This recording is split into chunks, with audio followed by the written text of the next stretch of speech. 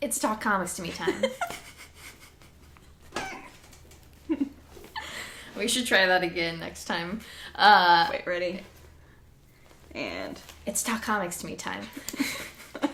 Hey, I'm Champenstein, and I think both of us might have just lost our minds. Yeah, it's a Thursday. It's a Thursday. Is what I keep saying, so... And who are you? Oh, I don't know today. Okay. Understandable. We'll just go with the one. The one? Like you're Neo from The Matrix? No, I was thinking Ricky Bobby, like, telling it. Like, I guess either one of them just describes me anyway, so. So yeah, we're here to talk about this week in comics. I don't have anything fun, good, or intriguing to say. I don't either. We're just gonna talk about comics. We're just gonna do it this week. All right. So this is something we both have. This is Mighty Valkyries, issue number 1. This is my boy, Jason Aaron. Low-key too, I guess. Yeah, definitely. I just like to say it's mine. I just love. And also, I just read this. I did not get the Mighty Valkyries. Yeah, just because I wasn't sure how it was going to spin out of King in Black, if I needed to read any of that King in Black business, which I did not want to do. So, and to be honest, I never finished the Return of Valkyries because there was that mix up with the last issue. So I don't know exactly how this ties into that part of the series. I just know that the character, there she is. She's down there. I was like, where is she on the cover? The one that was in King in Black, Valkyries, is brought over to this story. But basically there's like 3 kind of stories that are woven into it. Jane Foster is doing her thing, investigating some death, and she runs into Loki, who is running from his grandchildren. Who only just want to maim him a little bit. Yeah, just a little bit. I love him so much. Anyway, and then it goes to Hela and Carnilla. I can never remember. I believe that is correct. Okay. Carnilla is gone, and so Hela's trying to find her, and she is raising 3 children that ended up dying, which I just was like, good for her. She deserves that. And then the Valkyrie who was in the King in Black, you finally learn her name and her introduction and stuff, so... I enjoy it, of course. I loved it. I mean, I really liked it a lot. Like I said, I kind of skimmed the second story. I read a good chunk of the first part and then just like skimmed the rest of it just because, I don't know, it wasn't as intriguing to me as like the first story part. Yeah, no, the first one I was the best. I do really like the third one too because you finally get to learn her name and like... Oh yeah, no, I did like that idea too. Who she is, but then obviously all the stories are like weaving together, so I'm excited for it to happen. That is, it's always like good storytelling mode. Okay, I have Ultra Mega. This is issue number 2. I had just special ordered the first issue and then picked up the second issue. And I really, really liked it a lot. Like, way more than I thought I would. A lot. Is that the robot one? I mean, there are it's the kaiju one. Oh, okay, right. That's where, like, the kaijus, like, people are kind of infected by them. I don't know. It's a weird thing. And that town, like, gets completely flooded with blood in the first issue and kills a bunch of people. And so this is kind of just, like, after, like, the big kaiju like, ultra mega fight. And, like, kind of how it's post-apocalyptic. There are these people who are worshiping the kaiju trying to, like, keep people who aren't worshiping them down, and it's a whole thing. I really like the art a lot. I don't know, the story like was pretty intriguing on this like second issue. I don't know, just really drew me in, and something I did not think I would enjoy. So right. What is like the one thing that you like the most about like this issue? Because I remember you like being excited about the first one, but this one like you. I don't even know how to describe it. I think it's just the story building and the storytelling aspect, and just like. They introduce you to this character, Noah, who is trying to fight against these powerful people, but accidentally, does the wrong thing while doing so, and kind of brings the fist down, so to speak. So it's just like, I don't know, I think I like that. And it really had this like anime feel to it. Okay. Or like a manga feel to it for sure. So I really enjoyed that as well. It's hard to describe, but I really like that second issue. Like, I read it at work today, and I was just like, damn, yeah, this is really good. Okay. And for like, and also, you know, it's like a thicker book too, so it's like worth the, what is it, $7.99, and it's like, you know, pretty hefty story. Yeah, the colors are really good. Yeah, the colors are so good. It's just like, I don't know. Is it like a team, or is it just one person? It's an actual team. Okay. It's kind of like a team. It's also kind of just like, I don't know, it's hard to describe because it's like about like ultra mega Ncbd and like, I don't know. Okay. I don't know how to describe it. All right. And I don't want to ruin it. I just want people to read it. It's just action. Yeah. Okay. You love that. All right, so then we have Alien.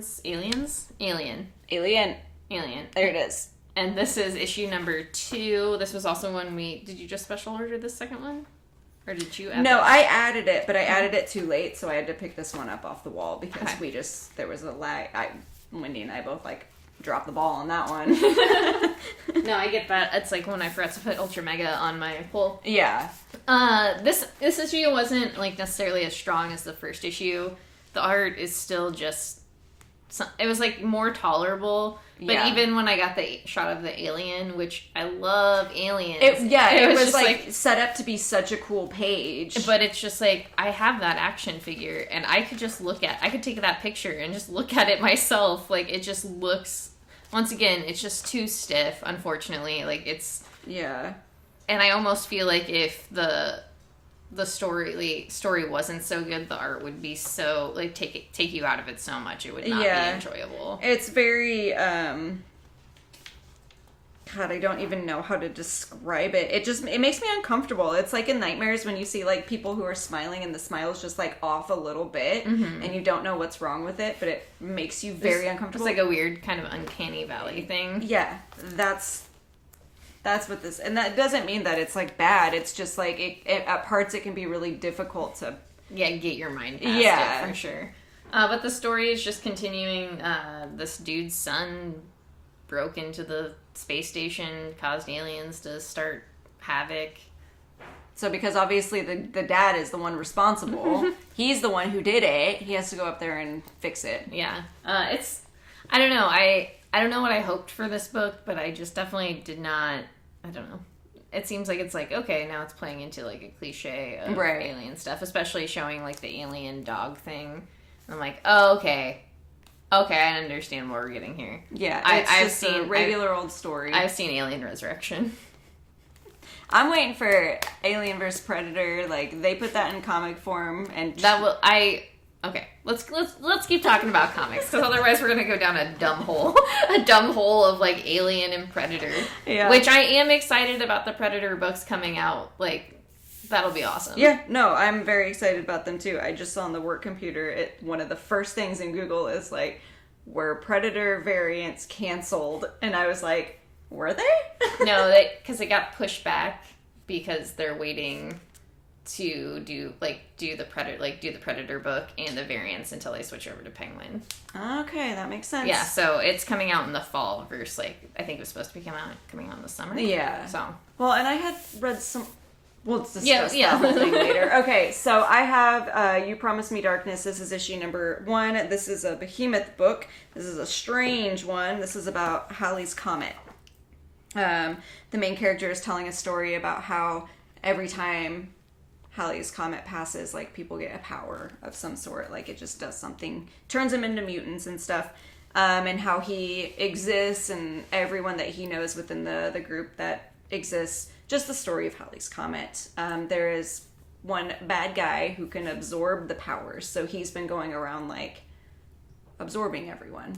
Absorbing me. Yeah, who has power from Halley's Comet. So it's very interesting. Normally I do not like this kind of art at all for books. But there's just something about the way that the story is told and the way that the art I really looks. like these like panels that are really dark though. Yeah, it's like it's I think for any other kind of story, it wouldn't work at all for me. I would have given up on the first page, but there's just, something just really cool about the story being told and then the art going along with it, because it just looked like screen prints. Oh, yeah. So I really enjoyed this. I picked this up because I am a low-key nerd about Halley's Comet. I love reading about it. So I was like, a comet? And then in a comic? And about powers? It was everything I've ever wanted. So I had a great time. So I don't care what anyone else thinks. Okay, I have Stray Dogs. This is issue number 3. This is a little horror story about all these pups realizing the dude who has them has been murdering people, and the people that he's been murdering are their owners. Love that. And so each issue kind of like builds upon the last, and just with them trying to figure out what's happening. It is like, it's hard to describe. It's really interesting, and I think it is in part because like the art is like very like, you know, like I said, Don Bluth, Disney-esque from the 80s and then or 90s, that time frame.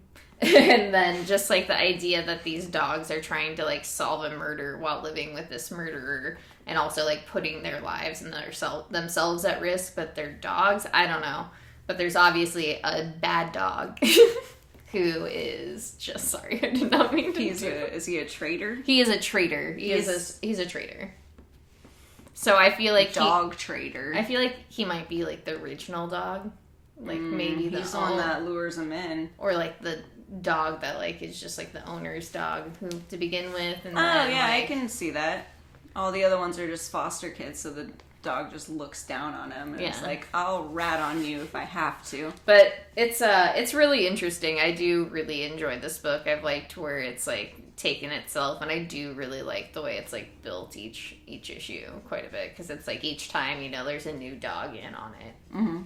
Like, so that is actually a really cool idea. Yeah. And I'm mad that it's not a movie. Yeah, no, I would definitely watch that as like a cartoon or like a little mini series sort of thing. It'd be fun. Only would if the main dog, because there's a main dog, obviously, like the one that got kidnapped in the first one. Yeah, that little like I don't know what she is, like a Pomeranian type dog.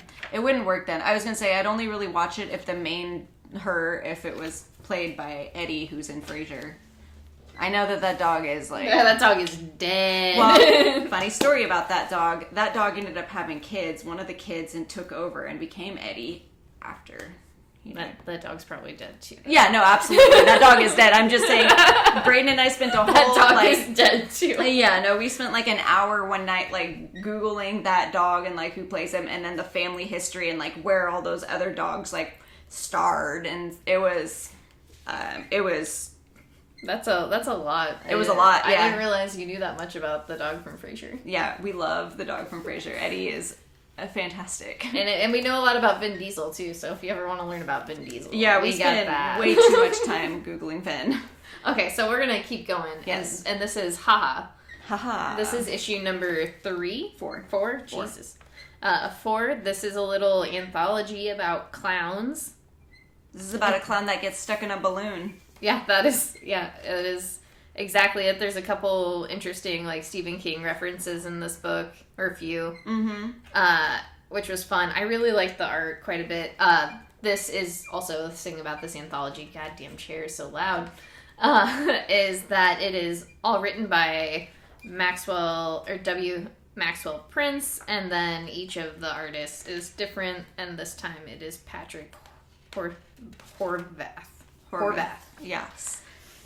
This also, what I like about these stories is like it's half of the clown story, and then there's also like the personal story, yeah. And the one in this one, it just like really made me sad, but like hopeful too at the same time, because in the end, the grandpa was like, I recognize that I haven't been the best I can be. I'm going to start doing it now. And I was like, that's what the clown in the balloon is trying to do. Yeah, I also did. I did like that quite a bit. It's the clown says one thing in here that like I just loved so much. It's also interesting like how each of these are horror. It's a horror book, and they're kind of like unsettling, but they're also just so true to life and things that are happening, and they hit in that way where it's just like, well, damn, dog, you didn't have to do that.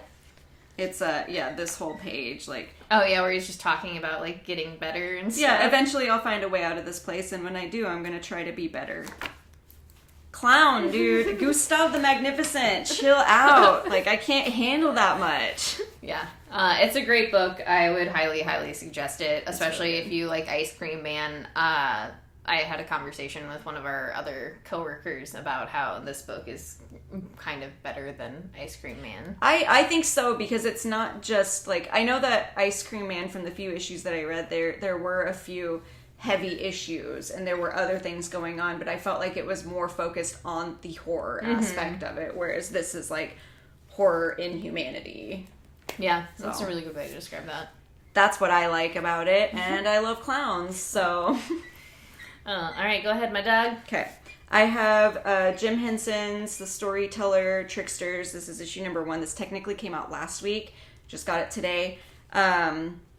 This is also a little anthology, but it's all about tricksters within mythology. This particular issue is about Anansi the Spider, which, funny story about Anansi the Spider, I won an award when I was like in 4th grade for writing a story about him, and I had to stand up in front of the entire school and read it.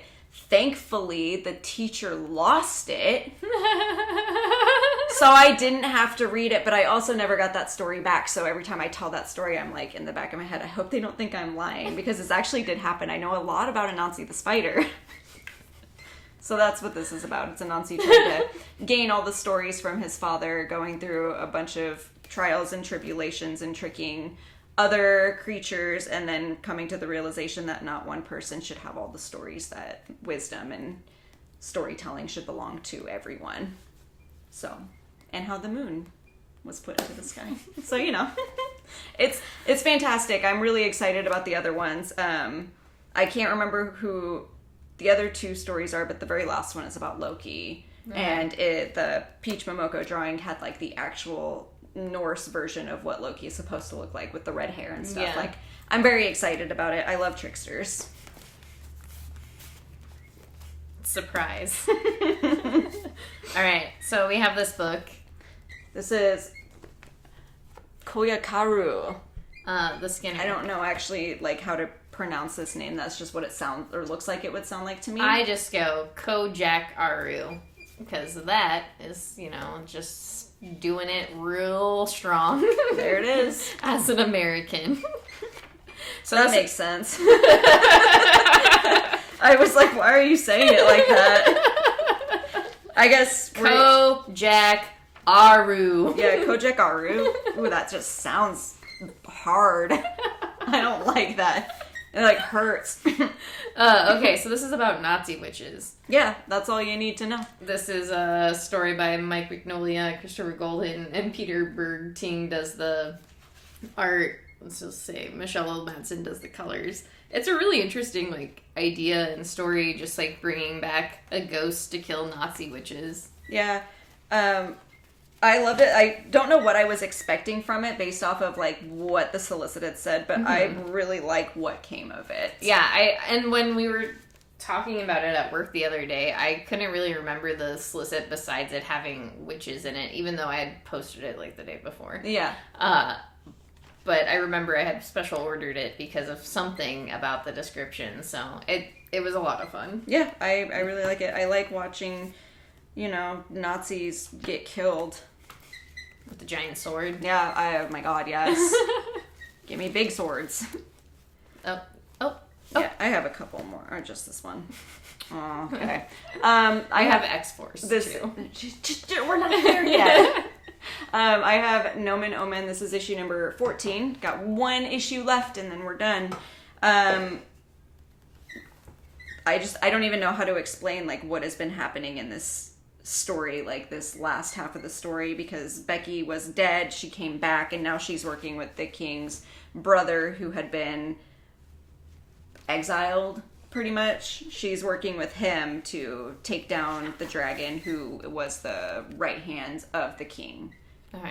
Who technically like killed her and stuff. But the king is straight up just dying. even though he can't actually die, he's like in the process of it, and it's something that was gonna like last forever. It's like eternal. This is what he did to himself in order for his kingdom to take over New York.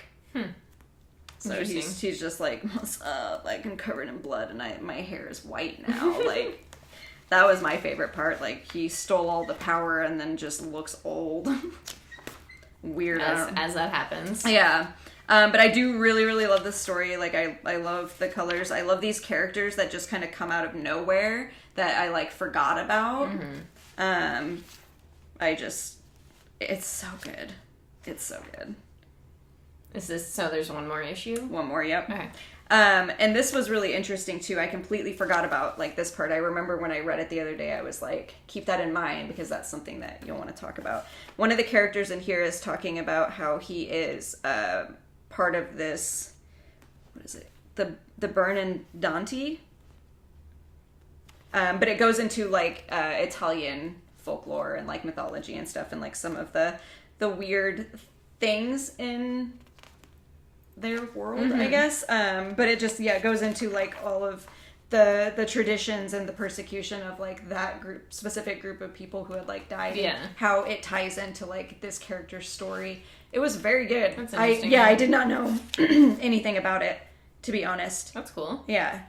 But it's, like, the Bernardanti were compared to, like, witches and stuff in Italy, and that's why they were, like, killed and like that. So yeah, I don't know. I love this book. I love that the author at the end of every issue explains like how he got his motivation for it and stuff like that. So it's fantastic. I am excited for it to be over, but also like it's just a really good story, and I'm gonna be bummed out. Yeah, I get that. I understand that. Yeah, it's just a lot of feelings for me.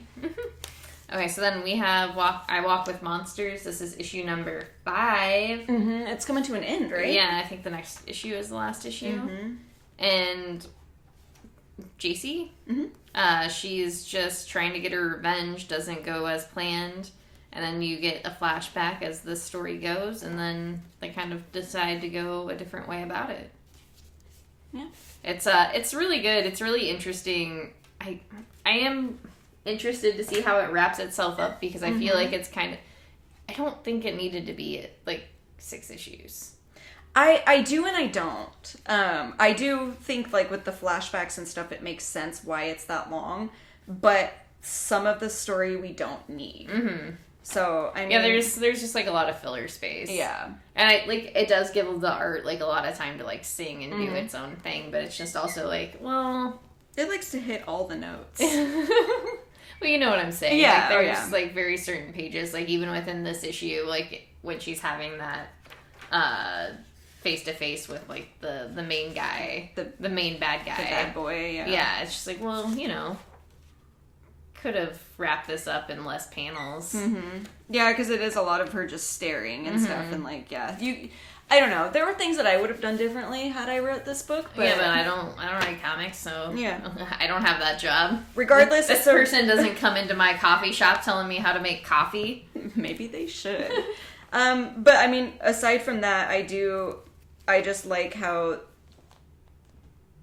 I don't know, she's written like her trauma and stuff, and how it like grew with her, and how she can like talk a lot, but then when she's faced with that sort of like situation, she just shuts down, because that's what happens. Yeah, I mean, when you're around your abuser. Well, and I think too, like, you know, revenge isn't easy, no matter how easy like things make it seem.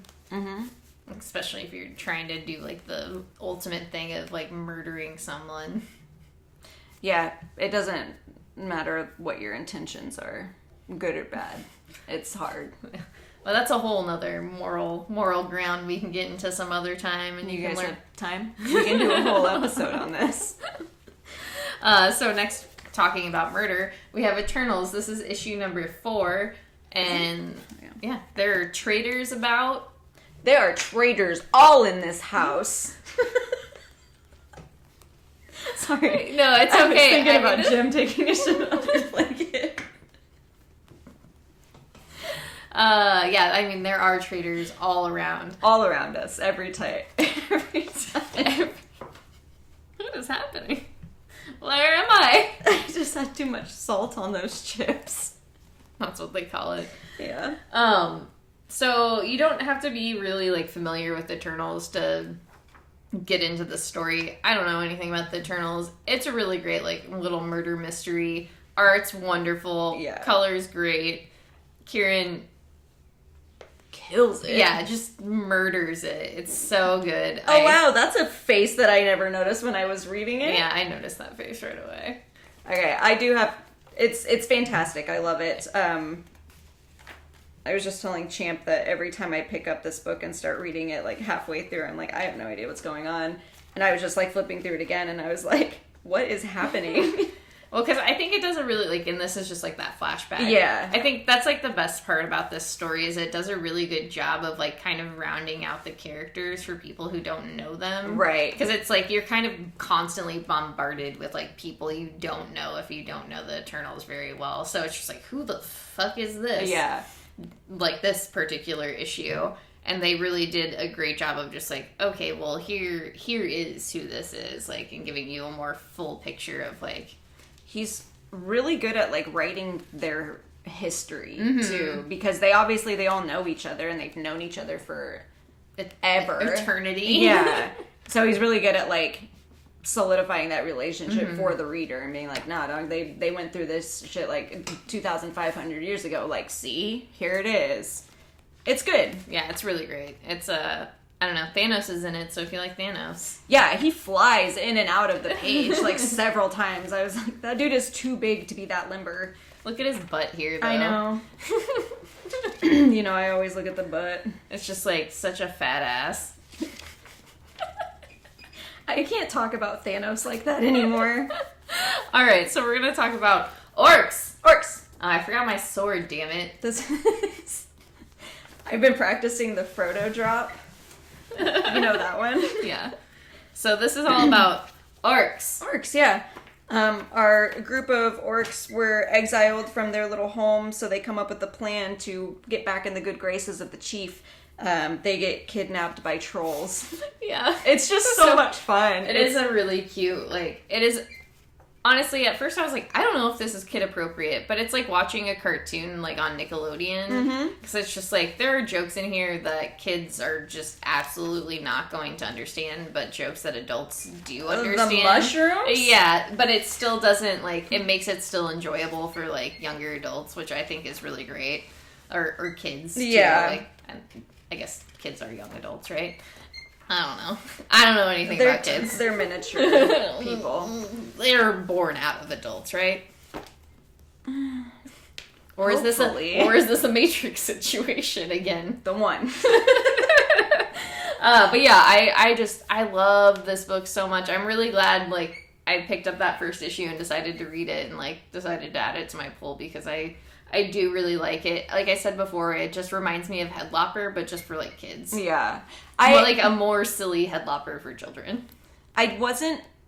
Compared to, like, the second and third issue, I didn't really like the first one. Yeah, like, I can see that, it didn't too. really grab me, but then I was like, yeah, okay, this is, like, Orcs, cool. Like, I'm gonna keep reading it because I love kids' books like that. The second one was fantastic, though, and then that's why I just kept with it, because I was like, man, this is actually, like, a lot of fun. Yeah. I love this. Yeah. So, thanks for that. Did I mess that up, too? No. I know, that was one that, like, I had thought I'd put on my profile, but didn't, and then you had. Okay, I was like, how did I do that? And then when I saw that you had and I didn't, I was like, that doesn't make sense to me. Yeah. I gotta remedy the situation Look, immediately. I know Orcs. Alright, I'm just gonna keep talking about comics here. Yeah, you love it. I have X-Force. This is issue number 19. Kid Omega is lost in his head, and his girlfriend is... In my head. Yeah, he's stuck in his head. Where this, like, creepy version of him... Zombie. Look at that. Yeah, that is real creepy. I do. That's the only thing about this art in this issue that I was, like, really into, because there's, like, weird versions of him in his head. So they have to kind of recruit... I can't help myself every time. I know. They recruit Jean to help him because she is, you know, she's all about that kind of stuff. She knows the brain. And so she's kind of... all about that kind of stuff. Jean Grey, all about the mind stuff. Yeah, she's all about the mind stuff. If she had a Tinder profile, that's what it would just say. Oh my god. I don't know how Tinder works. Do you have a bio? I don't know why I'm asking you, the married woman.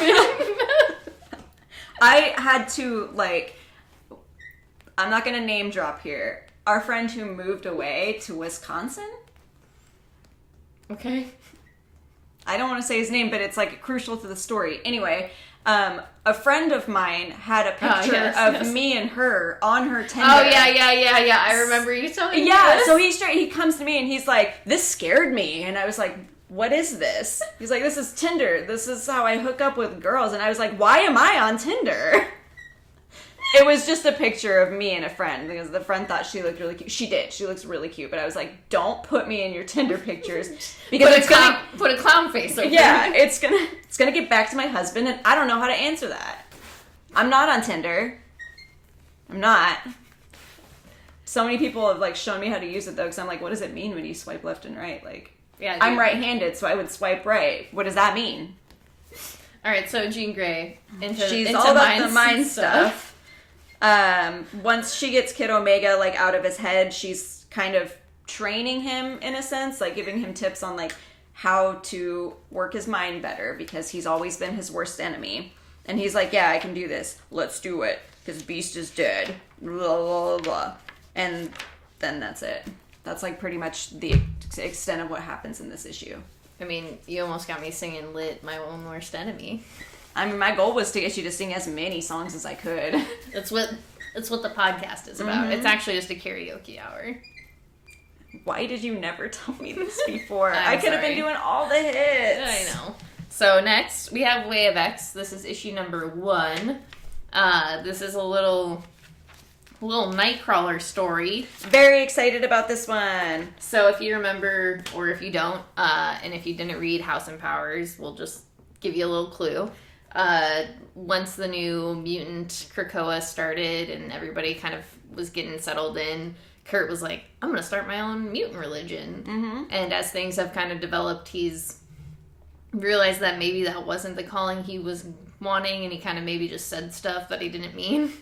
It's like when you get drunk and or like that's exactly what it was. Make plans when you're like gonna, while he's carrying his rosary, like I'm gonna go running at 6 a.m. Like let's do it, and then he wakes up and he's like, no, there's no fucking way I'm running at 6 a.m. So Charles keeps reminding him. It's like, dude, I get it. Like I know what I said.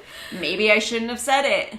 So I really like this issue a lot. I really like the struggle. It would only make sense that like Nightcrawler would struggle with the Crucible, with like people just being able to come back from the dead. Well, I don't think it's just that. I think it's just like the violent deaths that they choose to do. Yeah. And or they're like why can't I think of the verbiage I'm looking for right now? They're like laissez-faire is not right, but like their kind of carefree attitude about death. It's just like, it's kind of meaningless for the mutants who haven't died. They have that, like, you see that with Pixie. Mm-hmm. And then you see that in a different form because I think the thing about those mutants being reborn with their, like, powers after being taken from Wanda is especially important in, like, losing their powers is part of their personality, so it's necessary. But I think the way the struggle Kurt has is with the way they go about it with the Crucible. Like this violence is just like incredibly unnecessary, and you see that with him like pushing against Magneto, which I loved. I was into that. Yeah, so it's just like, I don't know. Sorry, I took that over. I did not even mean to. That's fine. You had more points than I did because I was just gonna say he looks really good in his outfit. I really liked the struggle. I really liked what they were like going for, and I think it's something that they did a really good job of capturing like both sides of his personality, mm-hmm. and him trying to like handle being in that situation, in that like living space, like being by himself essentially, because no one is on the same page as him. Yeah, I say, because he's like, and he's struggling in a different way. Yeah. Like, everybody here is like, they're at home, they're happy, they're just like living it up, they found paradise. Like, what else should they do? And Nightcrawler's kind of thinking about these other things that, like, what does paradise mean? Like, what do these things really mean to us? And, like, what part of us are we giving up to, like, have this paradise? I also was really sick they introduced Legion.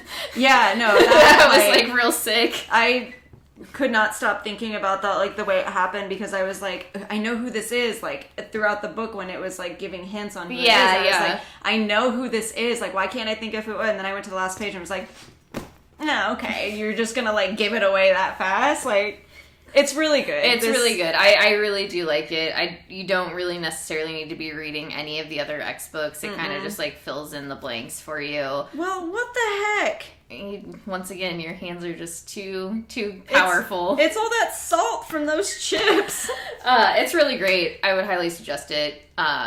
Once again, it just has a lot of really good, interesting points, and especially if you enjoy Nightcrawler at all. It has a lot of depth. Yeah, it has a lot of depth to it.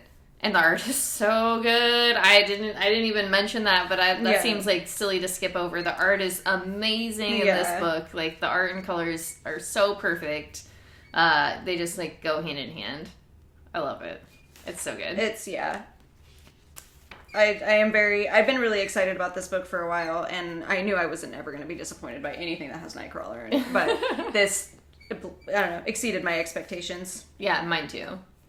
That's just good. It's been a good week for comics. Yeah, I would say it was a real solid week. Yeah. Oh, shit. You know what we didn't even talk about? Layla. Yeah. So... I also have Luna that I didn't mention either. So, because Diamond is an absolute shithole of a company, all of our copies of Many Deaths of Laila Starr were completely damaged. So, both of us read it at the shop, and...